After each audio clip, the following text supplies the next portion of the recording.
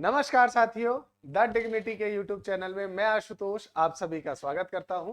दोस्तों, आज हम इस वीडियो में नवोदय विद्यालय में बच्चों का कितने नंबर पर सिलेक्शन हो जाएगा, कैसे कैसे सिलेक्शन प्रोसेस होगी, कैसे आगे प्रक्रियाएं बढ़ेंगी, कट ऑफ कितनी जाएगी, कट ऑफ को प्रभावित कौन कौन से कारक करते हैं, आरक्षण किसका किसका है, वो सारे ही आपके जो विषय हैं उसकी चर्चा हम करेंगे। और उम्मीद करता हूं आप वीडियो अंत तक देखेंगे और यदि वीडियो पसंद आता है तो चैनल को सब्सक्राइब करना मत भूलिएगा। ठीक है, बहुत छोटी छोटी बातें हैं दोस्तों, जिन्हें हम बहुत सिंपल तरीके से बहुत कम समय में आपका जो है समझने का प्रयास करेंगे। देखिए क्या है, बहुत सारे ऐसे बच्चे हैं जो चाहते हैं कि भाई उनका जो एडमिशन है वो नवोदय विद्यालय में हो जाए, क्योंकि भारत के एक प्रेस्टिजियस आपकी जो है स्कूल्स मानी जाती है, स्कूल चेन मानी जाती है।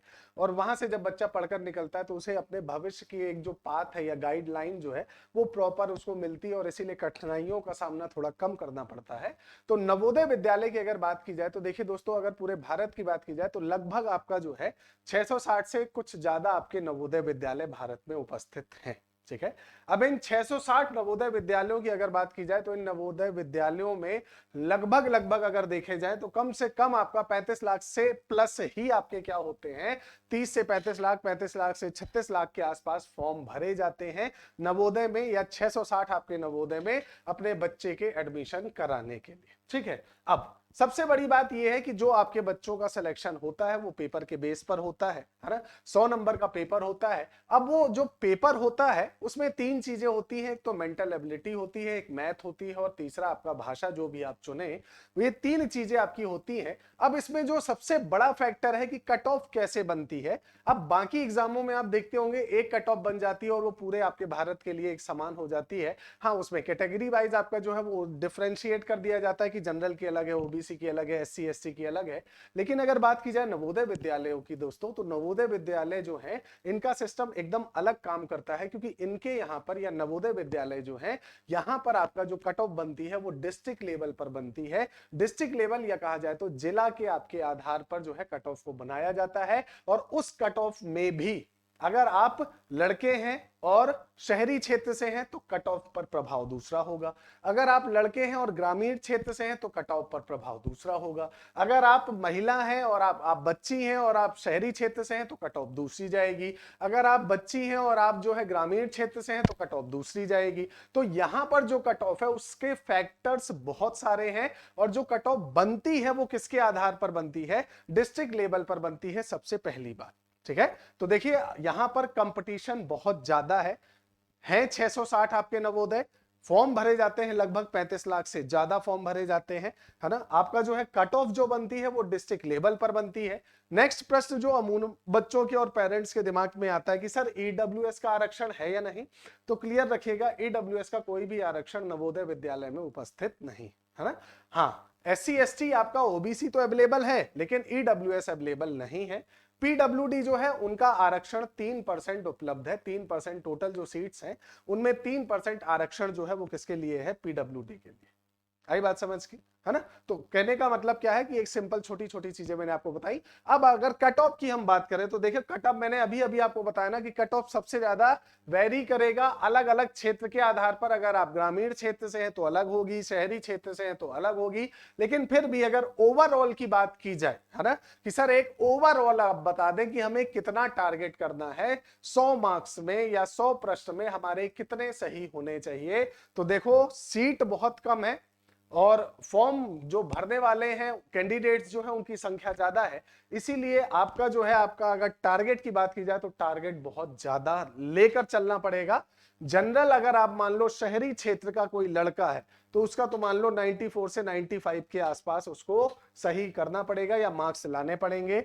ओबीसी की बात की जाए तो 93 के आसपास उसको लाना पड़ेगा, एससी 90 और एसटी 88। ये शहरी क्षेत्र के लड़के के लिए है। अगर ग्रामीण क्षेत्र का लड़का है तो लगभग लगभग समान ही जाएगी, प्लस माइनस एक आप मान लो, उससे ज्यादा अंतर नहीं आएगा लड़कों में, शहरी हो या ग्रामीण हो। हाँ, महिलाओं की अगर बात की जाए और अगर महिलाएं आपकी वेमेन जो है या बच्चियां जो हैं अगर वो शहरी क्षेत्र की हैं तो यहाँ पर 2 नंबर माइनस कर लीजिए आप, मतलब 92 के आसपास उनकी जाएगी, और ओबीसी में 91, एससी में आपका जो है 88 हो जाएगी, एसटी में आपका 86 हो जाएगी। तो अगर यही आपका ग्रामीण क्षेत्र की महिला है, बच्चियां हैं, अगर ग्रामीण क्षेत्र की है तो 2 नंबर और माइनस कर दीजिए, मतलब -4 कर दीजिए, तो आपका 90 नंबर के आसपास जाएगी जनरल की, ओबीसी की आपका जो है 89 के आसपास जाएगी, एससी की आपका 86 के आसपास, और एसटी की आपका जो है 84 के आसपास। ये महिला आपका लड़कों और लड़कियों की अलग अलग कट ऑफ होगी शहरी और ग्रामीण क्षेत्र के अनुसार। अब एक सबसे महत्वपूर्ण बात यह है कि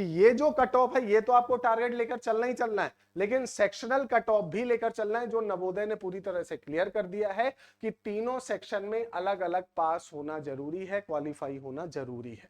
अब सबसे बड़ी बात कि सर क्वालिफाई कितने नंबर पर होगा, ठीक है, क्या नवोदय ने ये नंबर बताए हैं कि इतने नंबर लाना अनिवार्य है? तो नवोदय ने ऐसा कोई भी आपका जो है नोटिफिकेशन नहीं दिया है, लेकिन फिर भी अगर हम एक सामान्य मानकर चलें, तो जैसे अब हम 100 नंबर का पेपर देते हैं तो आपको पता है कि 33% तो लाना जरूरी ही है। तो अगर हम उस हिसाब से भी देखें तो आपके 3 सेक्शन है, मेंटल एबिलिटी है, मैथ है और आपकी लैंग्वेज है। 50 नंबर का आपका जो है मेंटल एबिलिटी है, 25 नंबर की मैथ है और 25 नंबर की लैंग्वेज है। और अगर हम इन तीनों को 33% के अनुसार देखें तो लगभग 17 नंबर आपके जो हैं आपको मेंटल एबिलिटी में चाहिए, मैथ में 9 नंबर चाहिए सेक्शनल, है ना, और आपका भाषा में भी आपको 9 नंबर चाहिए। तो इस अनुसार अगर देखा जाए तो आपका जो है 17 नंबर मेंटल एबिलिटी में, 9 नंबर आपका जो है मैथ में, और आपका 9 नंबर आपके पास किस में होना चाहिए, किसी भी भाषा में, जो भी आप भाषा आपका जो है उसे चुनते हैं। तो ये सेक्शनल तो आपके पास होनी ही चाहिए। अगर ये सेक्शनल नहीं है ना, मान लीजिए किसी क्षेत्र की कट ऑफ 70 गई है ना, और 70 में आपने जो है हो सकता है मेंटल एबिलिटी में आप 50 ले आए, मैथ में 20 ले आए, 70 हो गए, तो आपका क्या सिलेक्शन होगा? नहीं होगा। आपको तीनों में पास या क्वालिफाई करना पड़ेगा, ठीक है। तो सबसे पहली चीज कि आपका सेक्शनल जो कट ऑफ है वो आपको क्लियर करनी पड़ेगी, है ना, पहली बात। दूसरा, आपकी ये जो सामान्य कट ऑफ है, जो ओवरऑल है, इतना तो टारगेट आपको लेकर चलना पड़ेगा। देखो, इससे कम में पॉसिबल नहीं है। क्यों? क्योंकि अगर आप इससे कम नंबर लेकर आ रहे हो तो हो सकता है आपका सिलेक्शन हो जाए। क्यों? क्योंकि कट ऑफ वेरी तो करेगी, लेकिन फिर भी आप टारगेट जो है वो इतने का ही लेकर चलिएगा ताकि आपको आगे आसानी रहे। बाकी क्षेत्र के अनुसार तो कट ऑफ तो बदलेगी, उसमें अंतर दिखेगा, बिल्कुल दिखेगा। हर जिले की एक जैसी कट ऑफ नहीं होगी। आदिवासी क्षेत्र जो जिला होगा उसकी कट ऑफ कम जाएगी, जो सामान्य क्षेत्रीय आपका जो जिला होगा उसकी कट ऑफ कम जाएगी, है ना। तो आपका जो है, अब जैसे राजस्थान की अगर बात की जाए तो टीएसपी नॉन टीएसपी एरिया है, मध्य प्रदेश में आपका आदिवासी है और दूसरे एरिया है, कई राज्यों में आपका बॉर्डर आपके जो है बॉर्डर वाले गांव हैं, जिले हैं, और एक सामान्य जिले, तो अंतर आएगा। लेकिन फिर भी आप टारगेट कितना लेकर चले? 94 प्लस लेकर आप टारगेट चले तो आपका नवोदय में सिलेक्शन पक्का हो जाएगा। उम्मीद करता हूं ये वीडियो आपको पसंद आया होगा और आपने चैनल को सब्सक्राइब कर दिया है। धन्यवाद।